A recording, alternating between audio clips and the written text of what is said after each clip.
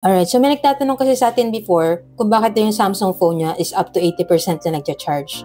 However, di ko na mahanap yung comment niya kasi, so kung sino man na nagtatanong, ito po yung possible na sagot sa tanong mo. Probable na nagalaw mo yung battery protection settings niya. Alright, so kung di mo alam ayusin yan, sige, turo ko po sa'yo. But before that, kung Samsung user ka rin na naghahanap ka ng faux leather case for your Samsung phone, and leather finish yung kanyang feel sa likod, anti-fingerprint and anti-slip na rin siya. Tapos meron siyang camera bump, accurate yung mga cuts, kita lahat ng buttons, ports, and then may iba rin colors na available. Itong sa akin, color free siya. Check mo na lang din sa yellow basket kung available sa model mo. Alright, so back to the question tayo. And ganito lang po yan, ayusin kung tama yung assumption ko na ang problem is yung sa battery protection, no? Punta lang tayo sa settings, and then dito, hanapin niyo po yung battery. Yan, dito sa battery, makikita niyo yung battery protection na option. Click mo po yan.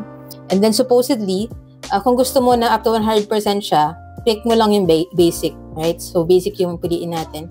And then, i-off natin tong adaptive protection. Kasi pag yan, mag-stop siya ng charging up to 80% habang natutulog ka. Ngayon, kung naka-on naman yung maximum protection and then naka-80% lang siya, talagang up to 80% lang yung charging na mangyayari sa kanya.